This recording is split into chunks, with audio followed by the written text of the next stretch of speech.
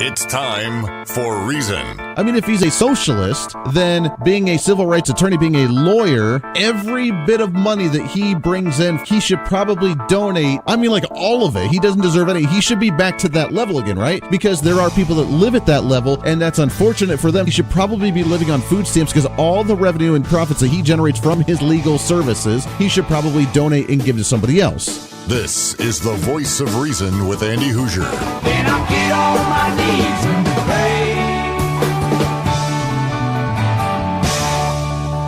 We don't get fooled again. Don't get fooled again. Oh, can you believe it? It's a Monday morning already. What do you say? Welcome into the Voice of Reason, broadcasting live out of the heart of the nation here in Wichita, Kansas, right here on the Big Talker, 1480 on the AM side, 102.5 on the FM side, KQAM, simulcasting on TV as well, KGPT TV, channel 2610. Good morning. Welcome aboard. It's awesome to have you along today on the greatest day of the entire week. I know that some may disagree with me on that. I don't care. Hashtag fake news if they say otherwise. It is a Monday morning. Let's go ahead and get you pumped up the right way. Setting the tone for the entire day, the entire week, getting you pumped up. We work hard so we can party hard. Let's have a little fun today. What do you say? Let's get it started. Let's get it started in here. Let's get it started. Let's get it started in here. Let's get it started. Let's get it started in here. Let's get it started. Let's get it started. All right, 316-721-8255, 316-721-TALK. If you want to join into the program, we got a big show coming up for you today. We have a lot of news, a lot of things happening very quickly. This is the week. Ladies and gentlemen, this is the week where we find out exactly who our Republican candidate is for the governorship here in the state of Kansas. I know a lot of people are really burnt out on this. The individuals that usually aren't as politically engaged are still trying to stay politically engaged as much as they possibly can to figure out just who the nominee is going into November. And this takes a toll on them. I understand that. Now, for me and for you, usually, who listen to the show every single day and who are politically minded and politically oriented, and this is our bread and butter, this is what we do. You're feeding into this. You love it. You're getting excited. But for everybody else who's just like, yeah, politics, I show up and I vote and that's about it, then, this isn't your cup of tea. And you're trying to stay engaged just to find out how the process is done, trying to understand exactly how this goes, and then to figure out who the nominee is going to be at the end of the day. So today is when Sedgwick County, by the way, is going to be meeting. 5 Sedgwick County commissioners are also on the election canvassing board.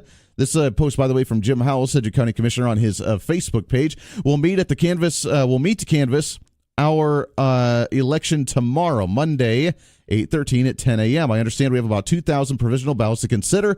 This is an open meeting, and if you're interested in watching or encouraged to attend, it will be in the historic county courthouse, northeast corner of Central and Main, right, by the way, where we held the Make America Great Again rally just about a month or so ago.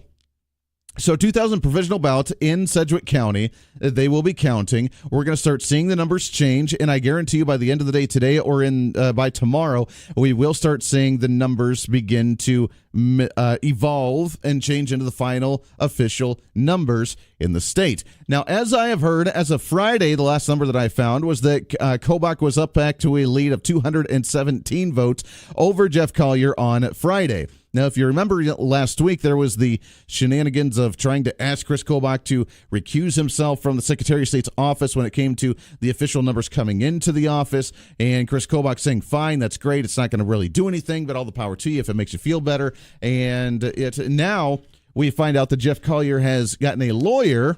See, this is when it comes down to it. We talked about the emotional side of this last week, that now they've lawyered up because they want this potentially. It may go into a legal case about a revote, a recount. It may go into an issue of potential sabotage or potential manipulation, and we're concerned about this. This is coming from, and this is the problem that I have with this, this is the problem that we've come into of Republicans taking it to the extreme of beating each other up because they're desperate for the nomination.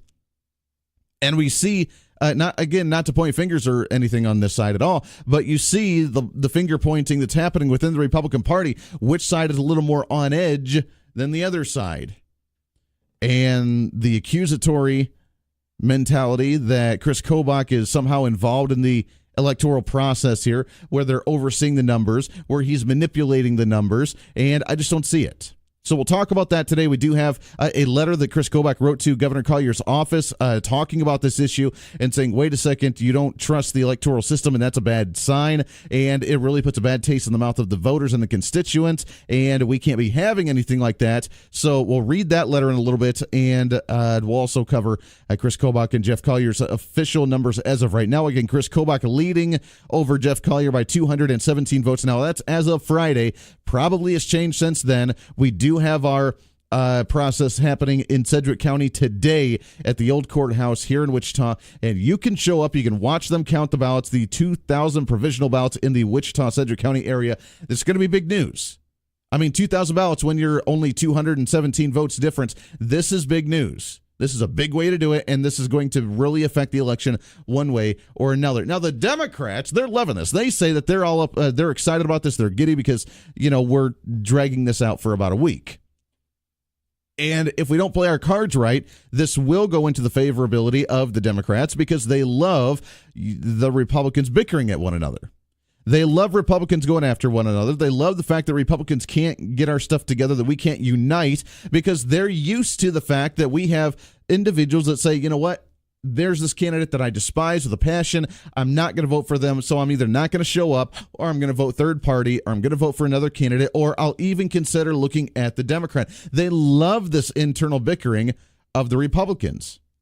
And to be honest, that's the one and only way the Democrats ever have a chance of actually doing anything, is by the bickering, the internal issues that Republicans have had within their own party. And this is, again, why I've been trying to sound the alarm and say, okay, thanks. The internal battle's done. The boxing match is over. Let's actually unite together now. Let's be friends. It's the family that picks on each other and beats each other up and yells and screams at each other because they're the really loud family and they just don't get along. But that's different from when the neighbor starts coming after you, and then you have the entire family and all the cousins and all the second cousins twice removed all show up in your favor because don't you mess with our family. Only we can go after our family, sort of thing. And that's not happening within the Republican Party right now, and that's a shame. That's sad. So we need to start fixing some of that. But the Democrats, they are loving the fact that we're still divided, that we don't have a candidate yet, because they're just running it forward. They're talking to people. They're making phone calls. They're putting out signs. They're doing the grassroots campaigning. They are digging the whole division that we have within the Republican Party. 316-721-8255, 316-721-TALK. We have that going on. We do have as well, I don't know if you saw or not, the white supremacist rally that happened in Washington, D.C. About a dozen or so people showed up. Not that big of a deal. Of course, the media has to parade them around because they love to give them attention. And this is the one and only time that I will mention them on this show, because they are sick. Because they are completely ridiculous, and I don't know why anybody wants to cover them. And the fact that they only had about a dozen people show up shows the little support that they have. Now, the media hyped it up, saying that there was going to be, this massive rally, this massive thing happening. Everybody was all up in arms, ready to go. The white supremacists were going to do what they did in Charlottesville just a year ago, and they're all pumped up, ready to go. And it's going to be this massive movement because, of course, remember, Donald Trump feeds them, right? Donald Trump supports them. Donald Trump is one of them. So therefore, they're emboldened and they're more powerful than they've been in a really long time, right? Right? So that's why only a dozen people showed up. And they had hundreds of people, by the way, thousands or whatever it was, that showed up just down the road doing a counter protest and showing that racism and bigotry is wrong. And this is, by the way, coming after Donald Trump tweets and says racism and violence and hate speech is wrong, and we shouldn't be doing that, and we should all be getting along and getting together and that sort of thing. And, of course, they don't want anything to do with that. And Donald Trump has nothing to do with that. But, Donald Trump emboldened them. So I'm waiting for the media response today when they say, oh, yeah, Donald Trump, white supremacist Donald Trump, really saddened about the turnout of the white supremacist movement in Washington, D.C. You know what's going to happen. Somebody's going to make a comment like that, whether it's one of the morning shows this morning on one of the mainstream news networks, or whether it's one of the late night talk shows saying that, Donald Trump was really grouchy over the weekend when not so many people showed up to the white supremacist rally. You know what's going to happen. And you know it's complete malarkey. You know that it's completely absurd and stupid. And this is the one and only time that we will mention these individuals because they are wrong, they are stupid, and we're not going to give them any attention. White supremacy, black supremacy, any other supremacy group that thinks that they are the race of all and that everybody else needs to go pound sand, they are wrong, and we will not give them any credit in any way, shape, or form. We will not give them any publicity in any way, shape, or form, because that is not conservatism. That is not republicanism. That is progressivism. That is the collective think. That is the groupthink mentality, to where we're not an individual, we are a skin color. We are not an individual, we're a sexual orientation. We are not an individual, we are a class. We are a wealth status. We are whatever. See, here's the difference. Progressives love the caste system. You remember the medieval times? Remember the medieval times? I mean, well, obviously we weren't there, but you love reading about them. You know, the dorks that play Dungeons and Dragons, and they wish they could live at that time, and we go to the Renaissance festivals and that sort of thing. And that at that time, that was a caste system. When you were born into a certain class, that's where you stayed. You had the kings, you had the lords, you had the knights, you had the peasants, and once you were into that class, there was no changing. You stayed there because you were not an individual, you were part of that class. You were a peasant, and therefore you were the blacksmith, you were the baker, you were the whatever. You stayed in that class, and there was no changing. Democrats and progressives love that style of government. They want the ruling class. They want someone to take care of them. They want to look towards not a higher power of religion or a god, but they want to look towards the higher power of praising a king or praising the government, which is why they love Bernie Sanders so much, which is why they love Alexandria Ocasio-Cortez so very much, because they love the higher power. They love looking towards someone for guidance, and they love someone being able to control them every single day. They love it. Absolutely love it. That's their ideal system, is the caste system, is feudalism, because they love the kings, the lords, the peasants. They love, because as long as they're up at the top, then they're all happy, right? That's the way they roll. See, we don't live that way. We understand that if you grow up poor, you can grow up to be one of the richest individuals in the country. Well, you can grow up to be successful. You can grow up to have any career that you want to. You can have that American dream. They don't like that because it's too complicated for them. It's too complicated thinking that anybody can do whatever they want to, because then when they fail, they have no one else to blame but themselves, and they don't know how to blame themselves or take responsibility for their actions. So they love to have that type of governmental system. 316-721-8255, 316-721-TALK. We got a lot to get to today. We'll take a break. When we come back, we'll look at the letter Chris Kobach sent to Jeff Collier. We'll look at the way that this may pan out when it comes to the Republican side. The Democrats watching the bickering within the Republican Party in the state of Kansas, along with, of course, the white supremacist rally that happened over the weekend, and the fact that, well, you know what? It's the groupthink mentality. Whether it's the black or the white group, it doesn't really matter. It's the same coin, just on flip sides of it. And it's time for us to break away from that mold. And it's time for the Republicans to stop taking the hits over and over and over from the left side of the aisle, saying that they're on our side, because they may not be. They may call it the alt-right. It is not the right side of the aisle in any way, shape, or form. 20 minutes past the hour. Happy Monday morning to you. We got a lot to get to today on The Voice of Reason. Stay here. You're listening to The Voice of Reason with Andy Hoosier.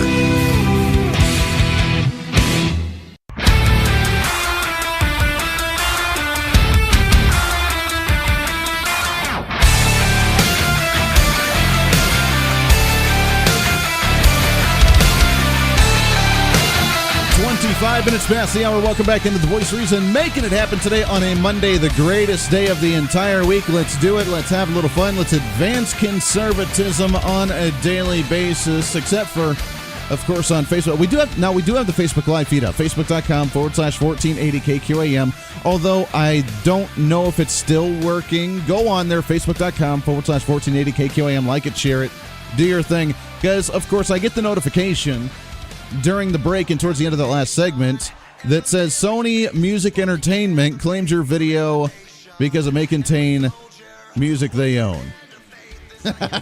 So the bump music apparently on the show now is helping.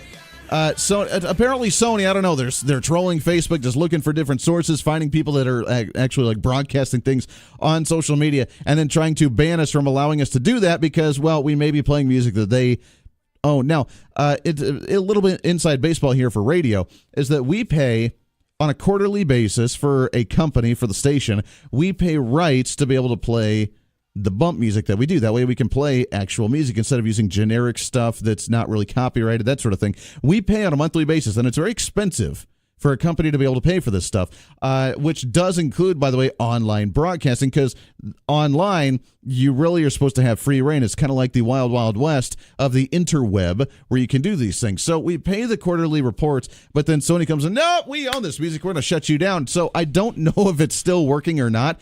Go on there, like it, share it. Let's blow it up. I'm almost thinking, as we talk about social media, the other way to shadow ban and the other way to try and silence conservative voices. It's, you know what? There's radio shows going on Facebook. Let's go ahead and shut them down. Let's mute their audio. I did have a couple times last week where it said that it was going to mute my audio because of music that we were playing. Not quite sure why, but welcome into it. So as we're trying to get the message out there, you know, that we're trying to be hip. Trying to be hip and retro. Alexandria Ocasio-Cortez may be hip and retro, and all the young kids try and think she's cool. And they want to hang out with the socialist that has no idea about how the world turns in any way, shape, or form, but she sounds really cool doing it. We're trying to sound hip ourselves. We're trying to do our thing. And it's on social media just as much as it is on radio and on TV as well. We are the fastest growing show, and because as soon as anything like this happens, then you can see that the response is quite dramatic, and they say, yeah, no, we're not going to be silenced in any way, shape, or form. So go on there, facebook.com/1480 KQAM. Like it, share it, leave a comment on there. Just say good morning, blast it out onto your own page, and let's show apparently Sony. I don't think it's Sony because I don't think there's people on Sony saying, there's a video fade, we're going to stop it. I don't think that's actually happening. I think it's just another way to try and silence messages and radio broadcasts on social media. 316-721-8255, 316-721-TALK. There is news, and we will touch on this a little bit today now that we're getting into that season again. The NFL back in action, preseason football already underway, and already players are beginning to kneel during the national anthem. Now, I thought that we had this issue addressed. I thought that we didn't have to worry about this issue this year because, well, the teams were going to take a hit and they could either charge the player or they could charge the team. But either way, there was going to be expenses going out and fines and penalties because of this, and that they weren't going to allow this for the most part anymore, kind of in a default back way. Apparently that didn't solve it, did it? Two players. The big news already last week, Thursday Night Football, already kneeled during the national anthem during a preseason game. Are you still boycotting and still not watching the NFL, or does it really matter to you anymore? And are you getting back to it because you just really, really enjoy your football? I want to hear from you on this. It's kind of interesting to watch how, you know, we thought we had it addressed, and now all of a sudden, nope. I see more players kneeling again. I'm not watching. I'm done. I haven't watched football all last year. I'm not going to watch it at all this year. Again, are you in that same boat as me? I'd love to hear from you. Bottom of the hour news coming up. We got lots more to get to today. This is The Voice of Reason.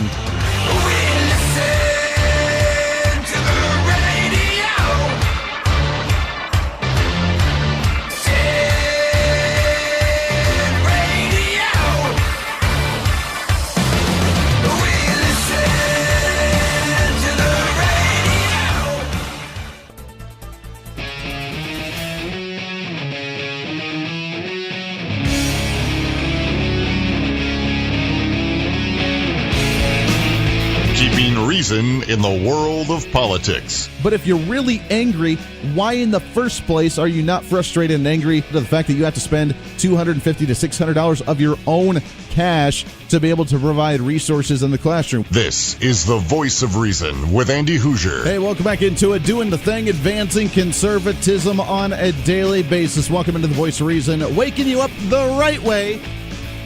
Interpret that however you'd like to do so. 316-721-8255, 316-721-TALK. Will you be watching any football this season? Will be kind of a fun season to not pay attention to. I mean, we're already in preseason and they're already kneeling. I mean, what else do you want? I mean, there were, 2 or 3 players that kneeled on Thursday night's football game, and of course, that was what everybody focused on. That's what the media focused on. That was the broadcast of the game actually focused on. Was, oh, look at that. Oh, 2 players already started kneeling during the game or before the game. Look at that. I guess the issue wasn't resolved as of last year when we started coming down with the rules saying that the team will be penalized or fined per player that does that, and you can either fine the player or you can just eat it as a team. I don't know what's going to be, but, 2 players already did that. From the same team, by the way, so it's going to get a hefty fine. And they could just say, whatever, write it off. And if they feel that way, then I guess fine. Look, again, I shared this on my Facebook over the weekend, and there was a really big discussion going on there, and it was kind of fun to watch because I always love those discussions. I always love the dialogue on there and people going at it back and forth at one another. But it really comes down to, first of all, we have to remember this is not a First Amendment right issue. Kneeling for the national anthem during the football game and the attacks going back and forth, whether you should kneel, whether you should be benched, whether you should be fired, whatever, it's not a First Amendment right issue. It is not the government coming after you, even though government officials may have an opinion on this, including President Donald Trump, that says, yeah, you know what, maybe you should be fired, whatever, giving his opinion. He has no authority to make the team fire you in any way, shape, or form. He has no authority over that. It's an opinion.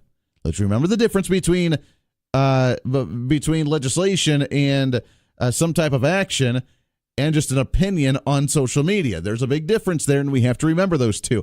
President Trump, when he says these players should be fired, whatever, they need to stand for the national anthem, he's giving his opinion. That's it. It's a First Amendment rights issue if they were being rounded up and thrown in prison because they were not standing for the national anthem. That would be a First Amendment right violation, and I would not be in support of something like that. This is nothing more than an employer-employee issue to where the employer should be making some type of decision and laying down the law saying, you know what, employee, you work for me, you have the jersey on, you're on the clock, you represent and respect the American flag appropriately, you stand during the national anthem because that's the persona that we want to portray, as we have a lot of military individuals that are watching, as we have the color guard out on the field. This is really important, and you need to be respectful, and you need to respond in that appropriate way. That's it. It comes down to that. And, oh, by the way, you and I as the consumer, we have a say in this as well, because we as the consumer, we give them the ratings, which allow them to charge advertisers or allow them to have the sponsorships and the revenue coming in, and people that actually show up to the games to watch the games. So you and I as the consumer have a say in this. And then the employer, being either the franchise of NFL or whether it's the individual teams, should respond appropriately depending on what we say as a consumer. The government has nothing to do with this, because that's the only argument you've heard from the other opposition, saying, well, they have the right to stand. No, they don't. They have the right to kneel or stand or do whatever they want to do on their off time. And by the way, how many of these players are actually still advocating for the same thing when the cameras aren't in front of them while they're in uniform on the field? How many are actually out there fighting for stuff on their own time without the media following them around, because it's nothing more than a publicity stunt? But it's not a First Amendment rights issue in any way, shape, or form. It is the consumer and it is the employer wanting a certain type of respect while you're on the clock. Do you have the right to go to your desk office today and sit there and not do any work, and when they ask you why, you say, yeah, you know what, I'm protesting the evil corporations and the evil capitalists that run this company, because they're generating all the profit, or they're getting all the profits that we generate for them, and this to me is fascism, and this to me is crony capitalism, or this to me is slavery or servitude, because I'm working for the man and I'm generating revenue for them, and then I'm just getting pennies on the dollar. I'm going to protest. Do that and let me know how it works out for you and how long you're actually going to keep your job. Right? You can go off and start your own job, all the power to you. But as long as you have that job, you have to wear the dress code that they tell you to wear, whether it's a business casual, whether it's the business professional, whether it's having to wear a tie, whether it's having to wear the blue-collar uniform, whether it's having to wear certain safety gear, whether it's whatever, that you have to wear the dress code they tell you. You cannot wear a cut-off T-shirt when you're going into the office and having to wear a shirt and tie. Or you have to wear a button-up shirt and tie. You have to wear khakis as opposed to jeans. If you show up in jeans, you're probably going to get written up. You have to follow the dress. You have to follow the procedures of which the company tells you to do so. And that's the problem with the NFL. That's what it comes down to. The NFL has not set very strict rules on the NFL players, and the viewership is going down. Ratings are dropping. Advertisers are walking away because they don't want to focus on a political statement during a sporting event, so they're turning it off. And then they're wondering, gee, why are people turning it off? They must be terrible bigots because they don't support the cause. Just like the people that are non-political in society today, they just don't want to see it. They don't want to hear it. They don't want to pay attention to it. End of story. Let us watch some football. And until that changes, we're not going to watch football. We'll watch college football. We'll watch high school football. We'll just won't pay attention to it. Your thoughts on this? 316-721-8255. It's sad that we have to come up with this again. This is now, 2-3 seasons in a row we've had to deal with this crap. And again, I'm just not watching any football. I don't care. I'm not a big sports guy anyways. I see sports kind of as the big coliseum. Let's entertain the masses while we go around and do things that we don't want you to pay attention to because you're too busy following sports in the first place. That's the way I see sports. I know a lot of people enjoy sports. And I do enjoy some sports. Don't get me wrong. I'm really, really, really excited about the upcoming MMA fight with Conor McGregor and Khabib. It's been a very big hate fest going on between those two for a long time. I'm really pumped about that. I'm really excited about that fight coming up in October. That's about the extent of my sports interest that I have at the moment. Let's go to the phones, get your thoughts on this line at number 1. Good morning. What's your name? My name's Sharon. Good morning, Sharon. How are you today?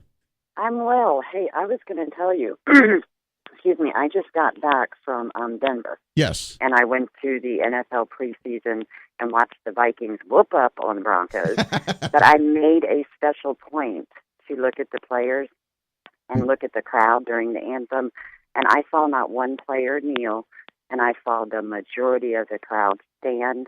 But afterwards, I guess there was a couple Bronco players who stayed behind and didn't come out to the field during the anthem. Okay. But for the most part, it was very patriotic.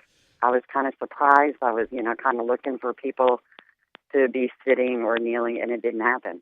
It didn't happen. Well, that's good news. That's good news. Now, I guess that if they don't want to be involved in it in any way, shape, or form, then, not coming out onto the field during the national anthem is the way to go.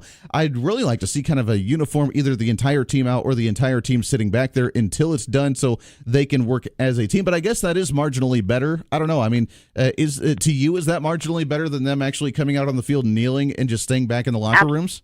Absolutely, because I didn't want to see it. Sure. As long as we don't see it. I guess that does work. It is good, the fact that they maybe it will be an isolated couple of cases this year. It came down with the really big news, the fact that 2 players did that first off on Thursday night's football, and everybody was talking about it. Maybe that will be the only case that we see this season. I don't know. Maybe they will try and tighten this up, and we don't see a whole lot compared to what we saw the last couple of years. Right. Well, listen, I'm having a hard time giving up my NFL, but I get it. It's tough. It's just like you said, we just don't want to see it. Right. Okay, gotta get to work. You have a great day. Hey, I love it. Enjoy work. Have a great weekend. Appreciate the phone call very much so. 316-721-8255. We just don't want to see it. Have whatever political activism that you want. Have whatever movement that you want. Bring awareness to whatever you want to. Do it. But do it on your own time, not on the clock, not in uniform, not doing it when you're not just representing yourself, but you're representing a franchise, when you're not representing a team, when you're not representing a company, unless that's the stance of the company. And then, company, you're recognizing the fact that you're going to be divisive in your support and your following and the people that actually want to pay attention to you, just like any other band, just like any other celebrity, that when they come out with a political view, they've now divided their base of support. Some people will embrace them and think that it's the greatest thing since sliced bread. Other people say, I don't want anything else to do with you anymore. We've talked about that before. I no longer watch movies from certain celebrities. I no longer listen to certain music from certain bands or certain artists. I didn't listen to them much anyways, but because they're divisive. And because they said something that I don't agree with, I could have been completely oblivious to their political views and totally happy with just the product they come out with because they understood the fact that they wanted to have the largest audience as they possibly could and support as they possibly could, so they stayed out of the political realm. Now, I will never watch another Alec Baldwin movie again. I will not. I have a very hard time Not because I like him. I will not watch another Liam Neeson movie again.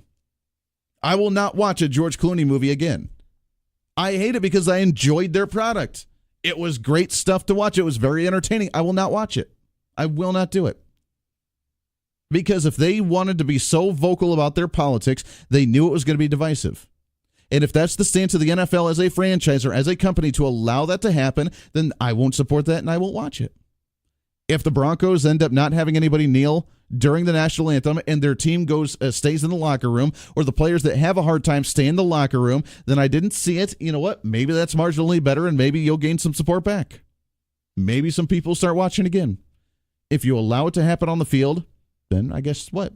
I'd be really interested to see if the ratings go up or down compared to team, depending on what teams actually come down based on the individual decisions they make as a team for their players. I'd be really interested to see the different ratings for team over team compared to not necessarily, because some teams are like doing very well and some teams are not successful and some are going on to the Super Bowl. Some are going to be out relatively early, but just based on their previous seasons, what their ratings were as an individual team when it comes to broadcast, when it comes to people actually showing up to their stadiums to watch their game. I'd be really interested to see if there's a fluctuation there. We've seen the ratings drop last year as a whole for the NFL because of maybe scheduling issues, also because of, I think that kneeling had something to do with that. I really do.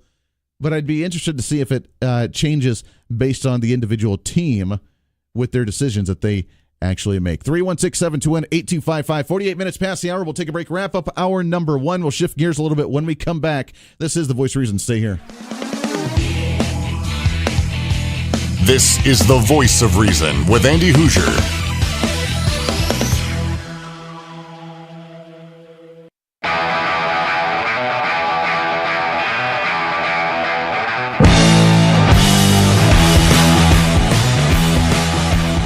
Minutes to the top of the hour. Welcome back into The Voice of Reason. It's going to be a beautiful day. Today's showers with 80 degrees here in the Wichita area. I kind of enjoy that. This weekend was hot. Boy, oh boy, it was warm. Saturday, we ended up having a family day and kind of hanging out outside. Got the little inflatable pool thing, blew that up with the sprinkler on. Enjoyed. You can tell I got a little sun. I don't quite glow in the dark as much anymore. I kind of dig that.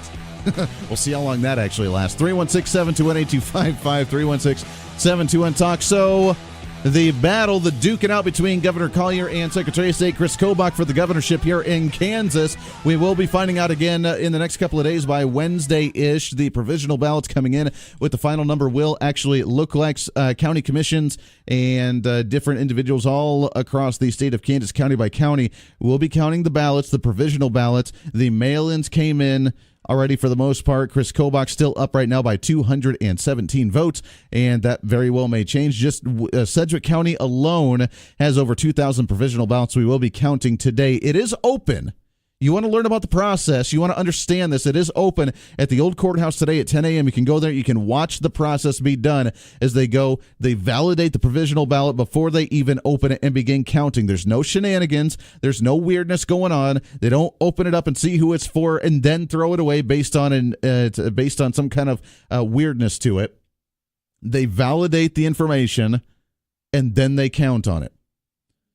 Now, this is completely different from what we've been hearing with the attacks going on, unfortunately, from our own side of the aisle, as right now we're concerned about one Republican candidate manipulating over another and how we need to stop this and how we need them to recuse themselves. The counties, I'm really concerned. I'm really confused how the heads of the departments actually have any say in this process in any way, shape, or form other than just monitoring the process to make sure it goes smooth. That's it. The counties themselves actually vote or actually count on the provisional ballots. They send in the official number and then it gets updated. By tomorrow, we'll have some new information on which one may be leading, which one we may be going towards. And by the way, these provisional ballots, they either may be some of them may be tossed out. Some of them may even be going to some of the other candidates that have no say in this. Some of them may be going to Chris Kobach. Some may be going to Jeff Collier. It's going to be very interesting to watch this process. Now, Chris Kobach did write a letter to Governor Collier last week, I believe on Friday, because of the attacks that Collier had been going off on Chris Kobach, which, again, I said it's not that time to do that any longer. It's time for us to unite together as a Republican Party and not go after one another, because by doing this, we're discrediting the office.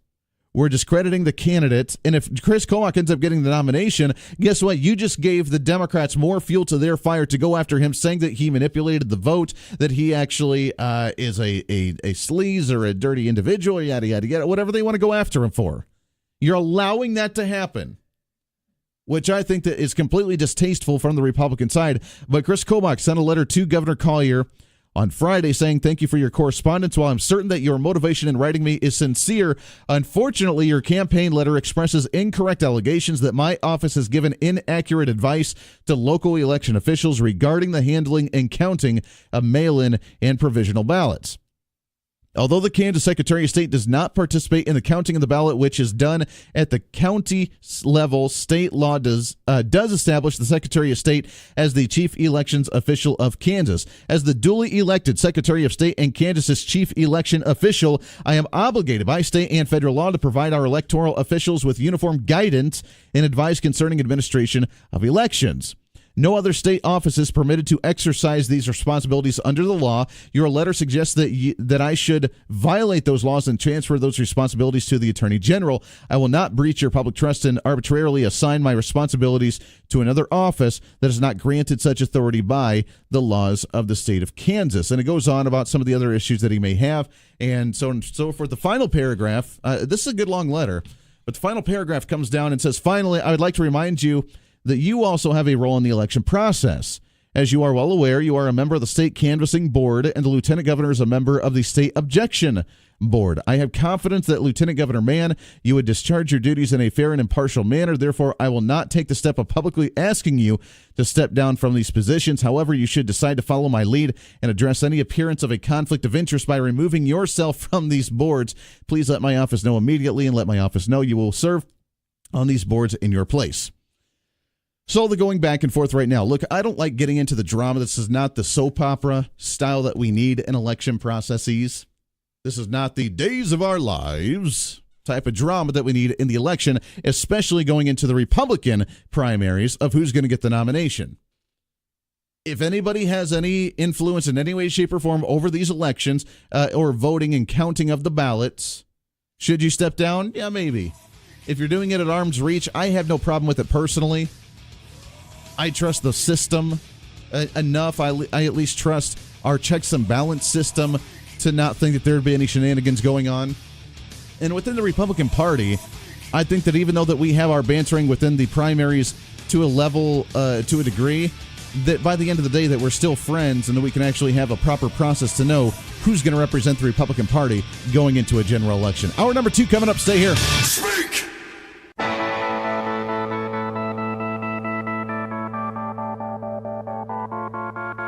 It's time for Reason. I mean, if he's a socialist, then being a civil rights attorney, being a lawyer, every bit of money that he brings in, he should probably donate. I mean, like all of it. He doesn't deserve any. He should be back to that level again, right? Because there are people that live at that level, and that's unfortunate for them. He should probably be living on food stamps because all the revenue and profits that he generates from his legal services, he should probably donate and give to somebody else. This is the Voice of Reason with Andy Hoosier. Then I get on my knees and pray. We don't get fooled again.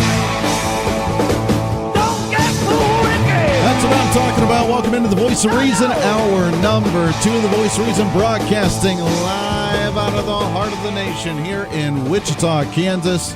On the Big Talker, 1480 on the AM side, 102.5 the FM side, KQAM, simulcasting on TV as well, KGPT TV, channel 2610. Good morning, welcome aboard. It's great to have you along today on the greatest day of the entire week. Yes, it is a Monday. Let's get you pumped up. Let's get you setting the tone for not only for today, but the entire week. Making it happen, doing the thing, having fun at it at the same time. This is the Voice of Reason. Let's get it started. Let's get it started in here. Let's get it started. Let's get it started in here. Let's get it started. Let's get it started in here. Let's get it started. Let's get it started. That's what I'm talking talking about. 316-721-8255, 316-721-TALK. If you want to join into the program, we'd love to hear from you today. Coming up on the show in the 8 o'clock hour, we have a pastor, Michael Anthony, coming on talking about the religion and politics today and the religious aspect to some of the political current events. Looking forward to chatting with him coming up at 8 o'clock. But until then, it is open lines to you at 316-721-8255. Jump on the Facebook Live feed as well. Again, having a little bit of issue this morning, people wanting to mute, people wanting to try and stop it. And at least as of right now, as far as I'm aware, it is still going. We are on Twitter as well, at Hoosier Reason.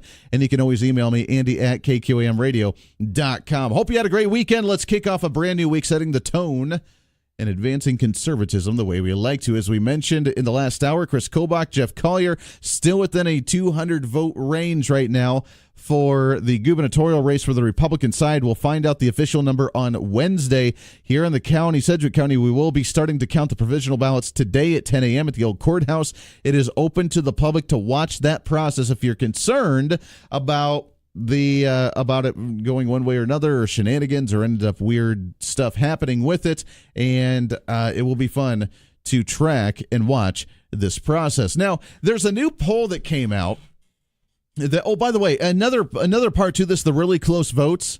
If you remember, up in the Hutchinson area, and we've talked to the candidate, but Paul Wagner, that was going against Steve Becker, the incumbent, that's another close one. On election night, Paul Wagner, the conservative challenger, ended up winning by, now again, unofficial numbers, by 1 vote. 1 vote. So that one is still waiting for some provisional ballots to come in as well. Wagner had inched up his lead over State Representative Steve Becker from a 1-vote margin to a 5-vote lead with some of the mail-in ballots that came in. Quote, that's a fairly strong break. I'm just very pleased. According to Wagner on Friday, a 5-point margin is much more comfortable. Approximately 65 of the provisional ballots in Reno County were cast in the 104th House District, which is where Reno County's northeast corner. Considering that about half of them will be deemed ineligible to be counted, Wagner said that reduces the number of outstanding ballots left to be counted. So that went up to a 5-point lead right now. Some really close races. A 5-point lead at a 1-vote victory on Tuesday. Now up to 5 votes. We'll see how that ends up changing with the provisional ballots coming in the next couple of days as well. But there is a new poll. Now, as you know, I'm not in favor of third-party voting in any way, shape, or form, independent, libertarian, whatever. I'm not. We've talked about this many times before, but it's party over person in the general election, and that's just the way it is. The independents and third-party voters have no chance of winning. They really don't. Very, very, very, very, very, very rarely do they actually get more than 5-10% of the votes. You do affect the election by taking a vote away from someone that you actually more closely align with when it comes politically, and you end up giving a better chance to the opposition that you despise even more so. But very rarely, how many, show of hands, how many independent governors do you actually see in the country? How many libertarian governors do you see in the country? How many independent or libertarian candidates do you see in Congress at the federal level or even at the state level? How many do you actually see? Doesn't happen. But according to the latest poll from the Topeka Capital Journal, a new poll of Kansas voters reveals that independent candidate Greg Orman could potentially outperform Democratic gubernatorial nominee Laura Kelly in a hypothetical head-to-head showdown against Republican frontrunner Chris Kobach. So, the Greg Orman, now it doesn't say that he would beat Chris Kobach. It says that he could outperform Democratic candidate Laura Kelly. Now, there's a few things to take away from that. Number one, I think that shows the weakness of the Democratic candidate, does it not? Laura Kelly having very little character, having very little charisma, having very weak idealisms, that she's just a weak candidate. Not the Democrats were not very excited to have her, that it was more of the establishment that put her into that place based on a lot of money they sunk into the campaign, as opposed to a grassroots excitement that they actually have with her. At least from what I had seen from my social media threads, from all the Democrats that I'm friends with in the area and watching their tweets and watching their threads, is that they were all excited about Josh Schwatty, which is why I was really surprised when he ended up coming not even in second, but in a distant third behind Laura Kelly and behind Carl Brewer. I found that very interesting because I didn't see a single person on my social media thread that was a Democrat that was a fan of Laura Kelly, which is why this kind of shocked me. The second part to take away from this is the position and the stances of the independent candidate. If Greg Orman can outperform Laura Kelly in the race, what does that tell you? That tells you that the number of Democrats that are not wanting Laura Kelly is pretty large, and that they would go for the independent Greg Orman that is a predominantly left-leaning candidate to a degree, and that they see him as a better chance of beating Chris Kobach, and they're going third party. This is not taking votes away from the Republican. In this head-to-head poll, now this is a very early poll, and this is a hypothetical poll right now, but if Chris Kobach is the nominee, what have we been hearing? That he's divisive, that he's not going to rally the Republicans, he's not going to be able to unite the Republicans, that there's so many anti-Chris Kobach individuals within the Republican Party that they're not going to vote for him. They're going to vote for someone like Greg Orman as the independent, or they're going to vote for the Libertarian candidate. And they very well may have a few of those, a few going to the independent, a few going to the Libertarian. They may track and get 5-6% of the vote. And then, again, a very close race that could really sway the election one way or another. But according to this poll, it's showing the opposite. It's showing the opposite of the fact that the Chris Kobach Republican Party would rally and unite the Republican Party, and that there would be actually more distasteful Democrats with a Laura Kelly candidate going towards a Greg Orman, who is still left-leaning predominantly on many of the issues, but is the independent flavor, and voting for him as opposed to voting for Laura Kelly. And that with this three-way run, that Chris Kobach would run away with a victory. If that's the case. Now, I'm sure that would happen for the most part. I'm guessing with Jeff Collier.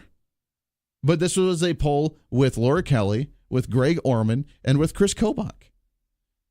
And this is what I've been guessing for a while, regardless of whatever candidate we come out with, Chris Kobach or Jeff Collier. My guesstimation would be that they would run away with that because, the third-party candidate is gaining a little bit of traction here, but knowing his record and having support predominantly from the left end of the aisle, that it's going to divide the Democrats more so than the Republicans. Maybe the Libertarian may have a chance of getting 2, 3, 4% of the vote. You can feel really good and pat yourself on the back and say that I stood on something and I feel really great about voting for the non-two-party system, and that he was the solid individual with the best platform, and then you realize that you have no chance of winning. You can do that, or you can vote for someone that has a chance of winning.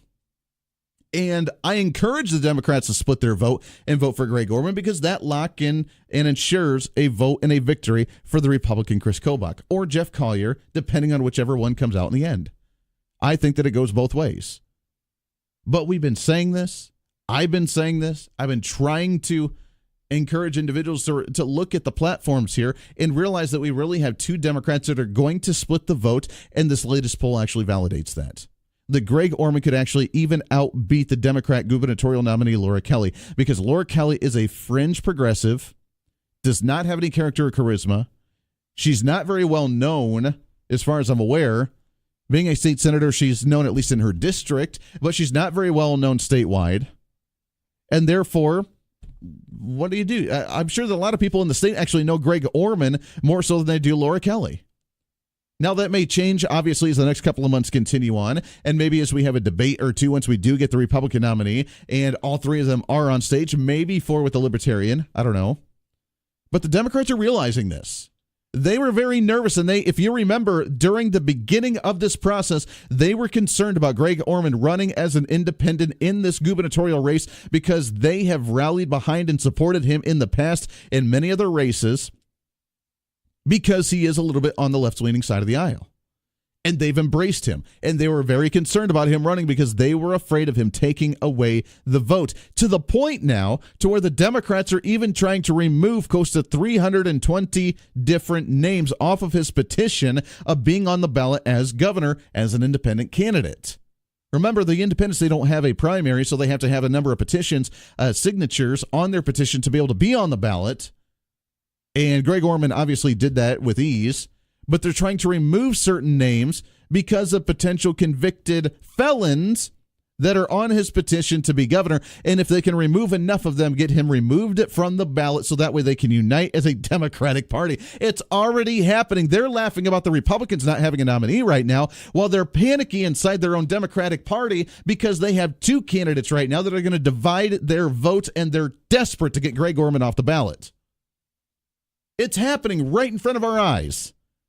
As the independent now gaining more momentum than the Democratic candidate. And I've always said that independents may only get 5, 6, 7% of the votes. I will take that back, and I will give Greg Orman potentially more votes than that. He's not going to win, but he could be substantially more important than we thought to affect the Democrats, not the Republicans, but the Democrats. The Republicans realize this is a reflection of like the 2016 election, to where when it comes down to it, regardless of whatever candidate we get, Chris Kobach or Jeff Collier, if you love them or despise them, you realize that the alternative is a Hillary Clinton style.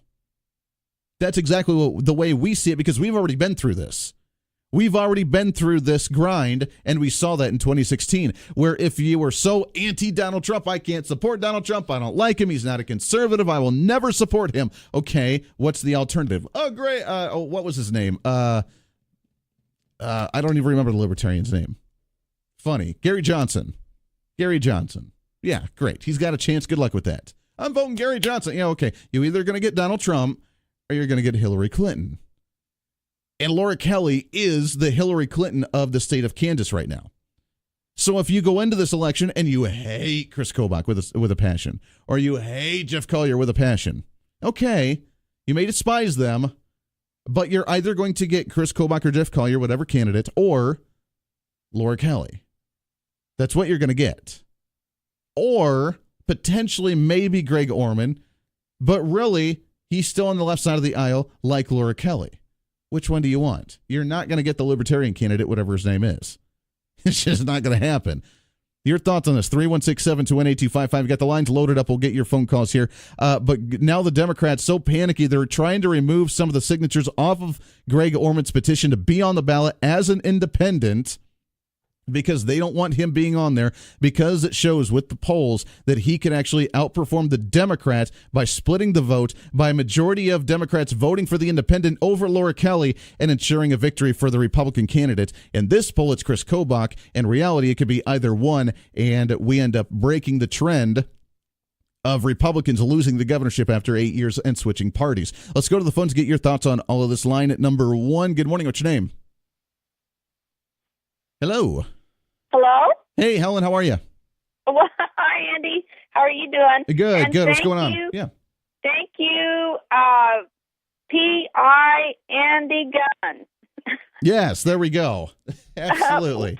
Only you're, instead of a private investigator, you're a political investigator. That's the way we roll. Yes, I like it. It's the P.I. of the state of Kansas, getting down to the nitty gritty. That's what we do. Right. You need to play that theme song to Peter Gunn. That fits you perfectly. There we go. I like that. So, what's on your mind?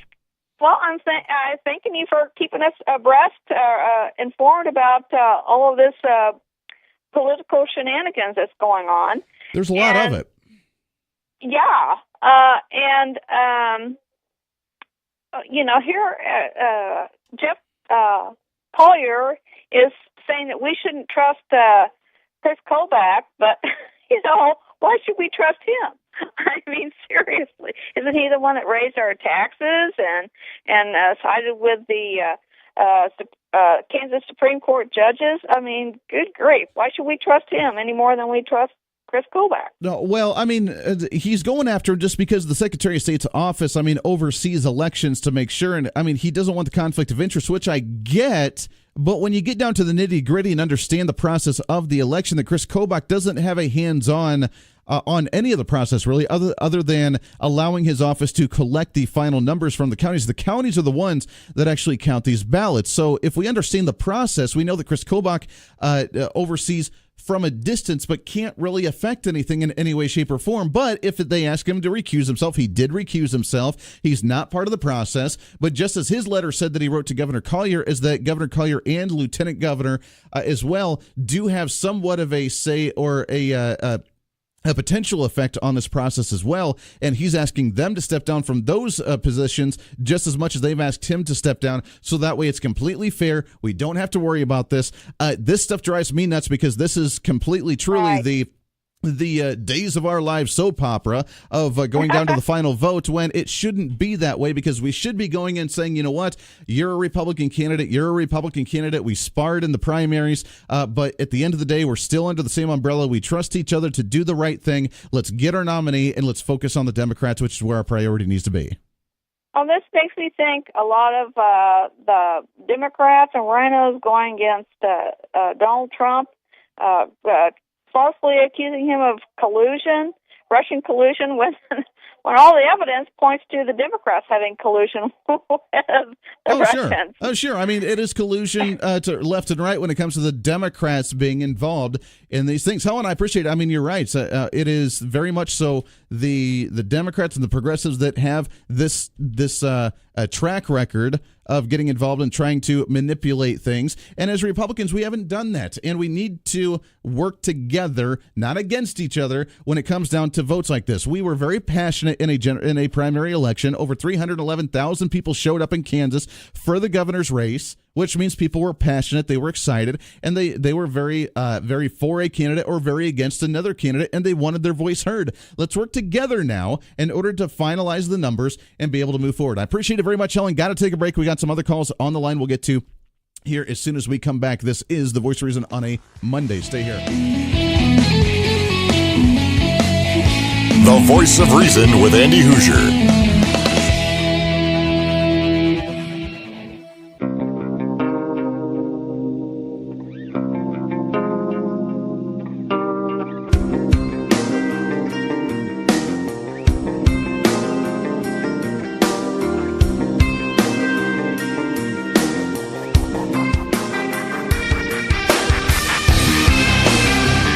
9 minutes past the hour. Welcome back in. Some great information on Facebook. A message from a listener talking about the NFL, about how instead of kneeling during the national anthem, you can still get your message out by, when they do the introductions of the players, especially during like the Super Bowl, and you can talk about the different movements, the different things they're working on, how to get involved, how to be aware, how to do the awareness thing. That's how you do that. And I would respect something like that. Hey, there's an issue. We're concerned about it. Let's be involved this way.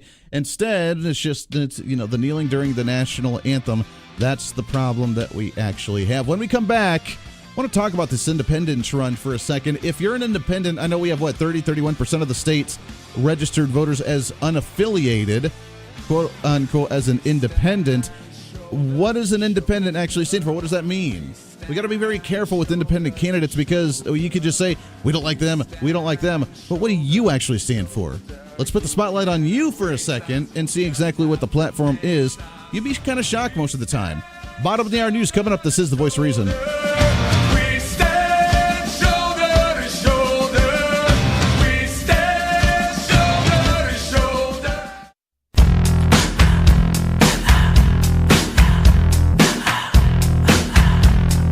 Defending the rights of every Kansan. I'm not being aggressive, I'm being dominant.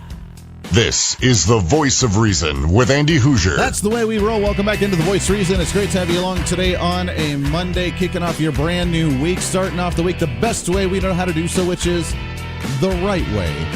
Interpret that how you'd like to do so. 36 minutes past the hour. Welcome in. 316-721-8255, 316-721-TALK. The phones are lighting up this morning, so let's go right to them and get your thoughts on everything. 316-721-8255, line at number 2. Good morning. What's your name? Hey, Andy, it's Sean. Sean, what's going on, sir? How are you? Oh, I'm doing fine. Just having my morning Joe. Doing the thing. I like it. I'm going to answer your question, or I'm going to attempt to. Okay. Right? First two things I did back in 1983, after I turned 18, was I went and registered with Selective Service, and then I went and registered to vote. Okay. All right. And I registered as a Republican. But see, I was a conservative before I was ever a Republican. Sure. So the reason I left the Republican Party 4 years ago, I'm thinking 2018, the reason I left that party was because the Republicans, I don't see much of a difference between the establishment Republicans and the Democrats in terms of telling the truth. I mean, they lied about getting rid of Obamacare, and I know how many votes they took in the House and all of that. But here's the thing: it's not the party of Lincoln that I don't like. It's the title that I don't like. I'm embarrassed to wear the title Republican. I'll still vote Republican as an independent, but I've only voted for a Democrat one time in my life, and that was years ago for Dan Glickman. Mm-hmm. That is the only time. I mean, I've been voting Republican ever since I first voted. Sure, and you still continue to vote Republican. You're just not affiliated with the actual party. Yeah, I don't want to be. I don't want to be called a Republican. I want to be called an independent, because independent, is the brand. The Republican brand is harmed by the establishment Republicans. I mean, it's been damaged by their own. So let me ask you something. Lack of inaction. Sure, and I get it. I mean, there's a large sector of the Republican Party that has a lot of issues. I mean, absolutely. I mean, they've run out the Tea Party. They've run out the individuals that are that base their idealism or their platform on a certain moral or ethical ground, like a Ron Paul or a Rand Paul, and principles where they do not waver on those principles and do not back down or compromise those principles. And the Republican Party, to a large extent, ran those individuals, or trying to run those individuals, out of the party, which is a huge issue. So let me ask you something. As a registered independent, do you go and register as a Republican on primary day to go vote in the primary? I didn't vote in the primary this year, my friend. Oh, and that's the question, and that's the reason why I ask that, is if the party has individuals in there that you don't like, then as an individual who has conservative leanings, wouldn't you want to go and be part of the party to help change it by voting in the primary? Because the primary is where you actually select a candidate that can either be a conservative candidate to represent the party in a conservative manner, or an establishment candidate that can change the party to the way that you don't like it to, because you kind of get the raw end of the deal. Is when you go to the general election, you only have one Republican candidate to support, and you may not like that candidate based on being a little more rhino or a little more establishment. So why not register as a Republican to try and fight that fight in the primary when you actually have a say to set the tone of what Republicanism will look like? Yeah, I know, and you're right. That's what I would do to get the Republican, hopefully get the Republican I wanted as the nominee. And right now, sure, I cannot believe how close the primary is between Kobach and the governor. I mean, it really shows every vote counts, doesn't it? Yeah, and I think that there's some shenanigans going on, irregardless. But I'm not a one issue guy though when it comes to voting. Like you got Christians out there, and I'm a Christian myself, and they'll only pick a candidate if the candidate's a Republican candidate if that candidate is pro-life. Sure. Well, there's more issues going on out there than just abortion, and I agree it's a horrible, terrible thing. It's murder by another name. But, what about defense? What about taxes? Sure. Things like that. It made me really angry when I went out and voted back in 2012 for Mitt Romney, who was not my first choice, okay? Right. But I supported him nonetheless, but he was not my first choice for candidate. And to hear some people say that they didn't vote for Romney because he was a Mormon, I mean, that just galled the living hell out of me. Sure. Because it caused Obama to get reelected, like Ross Perot screwing up the 92 election. Sure. Just because he didn't like George W. Bush, and he caused Bill Clinton to get elected. There were less than 1 million Republicans that turned out for that election in the general against Mitt Romney and Barack Obama than there were the year priors with John McCain. 1 million less Republicans that actually showed up, whether it was because he was a moderate, whether it was because he was a Mormon, or whether they just weren't excited and just didn't show up in general. But because of the lack of excitement between Mitt Romney, 1 million people, 1 million registered Republicans across the country did not show up, and that gave the election to Barack Obama. Yeah, and there was no excuse for that, because it did. It gave us 4 more years for the Antichrist to wreak havoc on the country. So, well, so sick of this. Again, that comes down to, in my opinion, comes down to the primary election. And I get it. And Sean, I want to take another call here, but I really appreciate it because it really sheds some light on, individuals that, I'm conservative. I don't want to be associated with the Republican Party. It's too establishment, and I don't want that brand. That's great. I totally get that. It's frustrating at times. Let's change it. Let's change it. But that's why I think 31% of the elected or the registered voters in the state of Kansas are unaffiliated and are registered as independents. So as an independent, what do you stand for? What do you believe in? Is a Greg Orman your style candidate independent? I know that you could potentially have, if you wanted to, 5 different independent candidates running during an election, and each one of them will have their little niche of their little their platform or their special interest that they're really involved with, or whatever the case is. But in independent, you don't know what that stands for. And if you want the party to change, why don't we change it? The only way you can change it is to be involved, especially in the primary races. And this is why you can see every vote counts, because just like Shaw, didn't vote in the primary. Okay, we're down to less than 200 votes between Chris Kobach and Jeff Collier right now. We'll have close to 8,000 to 9,000 provisional ballots coming in over the next 3 days. The deadline is Wednesday, but we could still potentially have a 50, 100, 200 vote difference between the two, because the provisionals, for the most part, go in line with what the rest of the votes actually happen, obviously, kind of the same trend. Every vote counts. And the platform that you want the party to look like, that you want the party to stand on, that's set during the primary. It's already a day late and a dollar short when it goes to the general election, because you just kind of have whatever's left over. It's important to vote in that primary. Appreciate it very much. Let's go back to the phones here. Line at number 3. Good morning. What's your name? Good morning, Andy. Good morning, sir. How are you? Just fine. Good. What's going on?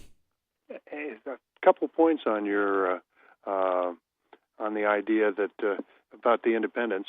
Basically, it's the independents represent folks who, for one reason or another, aren't comfortable with the two-party system and the two parties that we have. And I realize there's libertarians on the ballot, but for instance, the Green Party tried to get on the ballot and failed here in Kansas, and there are other third parties.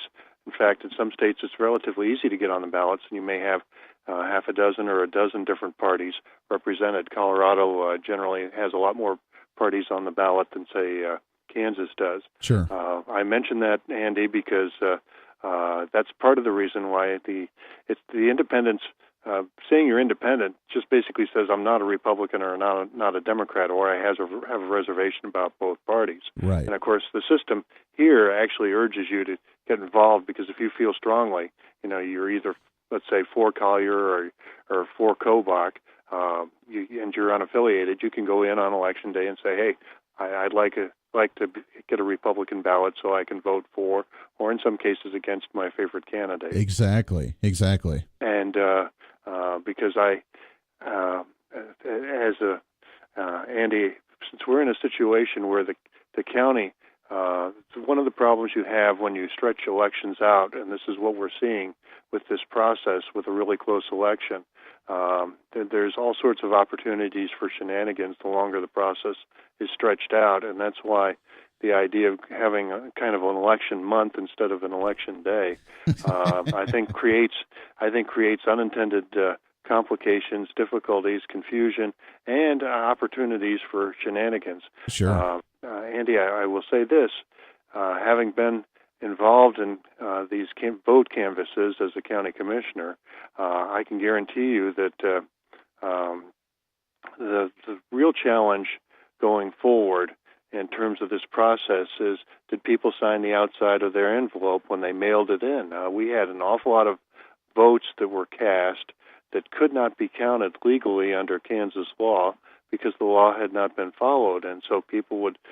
do everything except the final most important step and sign the outside of that ballot when they mailed it in. And that's the number one reason that I recall that we would not count ballots that had come in that are part of this process. Now, I think the law has changed a little bit. So out of the, say, 9,000 provisional ballots that are potential across the state, we could only really potentially count maybe 3,000 or 4,000 of them because the rest maybe didn't sign the outside of their ballot. Well, they did something like that disqualifies the ballot, and of course that determination will be made before the ballots are counted, and you'll separate the ballots into two categories: those that are in compliance with state law and should be counted, which is the rules coming down from the Secretary of State's office. You're absolutely correct. This idea, I think it's good that all the people who have skin in the game, so to speak, should separate themselves from the process, and so there's as much confidence that the public can have that nobody's playing games. But frankly, each of the county commissions that are going to serve as these basically vote boards for application of the law, it's a public meeting. B, they're going to have their legal counsel there basically saying under state law, this is what rule must be followed under the law, and determine what's being counted. And then the county clerks or the election commissioners in the larger counties will then go ahead and administer and count those ballots. But I think the odds are very good that we could still end up with a very close election, because you're absolutely right. For these, in a primary with the provisional ballots, I think there's the thing is I think there's going to be a tendency to benefit Kobach because of President Trump's last-minute endorsement, and I think that swayed some votes. And for maybe mail ballots that came in at the very end, at the very last day, might have an impact. The problem is that endorsement came in so late. I really think that there are an awful lot of votes cast by people who had no idea where President Trump was on this issue, and but I do think it had an impact, and I could go into more detail, but you don't have the time for it this morning, Andy. Sure. Well, you're right. And I got to take a break here. But I appreciate it very much, Carl. And you're right. I mean, I think that it's going to come down to the wire. There's going to be very few, a very small difference when it comes to the different votes between the two. And with those 9,000 plus provisional ballots, it may be down to just a few thousand of them. There may be some different weird logistics that go on between them, to where who knows. And you're right. I mean, the longer it gets drawn out, then some may disappear. Some may happen. I mean, the shenanigans could potentially go on. That's why let's get this done. The county's meeting today, 10 a.m. at the old courthouse. It is open to the public if you want to go and watch them count the provisional ballots here in the state of Sedgwick County.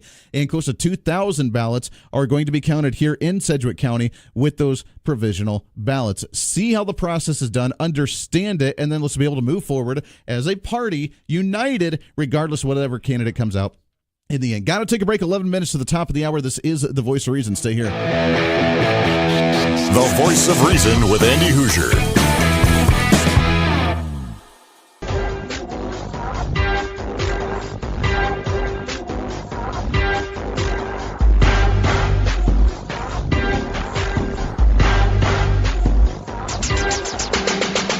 7 minutes to the top of the hour. Welcome back into The Voice of Reason. Wrapping up hour number 2. Covering a lot of ground today. Moving forward. Trekking. Setting the tone. The way we like to do. 316-721-8255. 316-721-TALK. This portion of The Voice of Reason, as it is every Monday, brought to you by the AARP. Whether it's the Fraud Watch Network, Retirement Calculator, getting involved in the community, the best way you can do so, check them out, aarp.org/KS for the state of Kansas.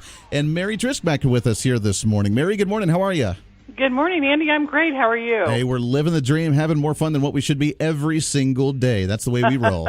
That's great. Talk about what's coming up with you guys with the AARP. I know you guys are always involved here in the Wichita area, and one way you guys always love to be involved, of course, is getting people out and about, having fun, visiting with the family, and just going and doing something different. Your Movies for Grown-Ups coming up next week, isn't it?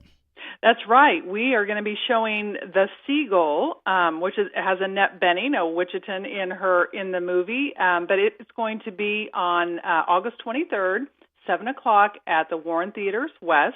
Very so good. People can sign up for that. They can go to our website and find out the information.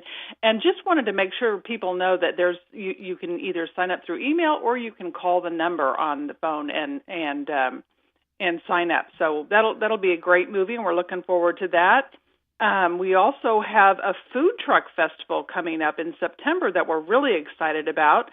We're going to have several food trucks at the Grandparent Park on September the 20th from 5 to 7, and people can come and have a free meal at the food truck of their choosing. So very nice. That'll be a lot of fun. That'll be exciting. And then we're really excited that Frank Abagnale, the former con artist, is going to be in Wichita on October the 2nd. So I know it's a little early, but we want to get that in people's minds that he'll be there on October 2nd.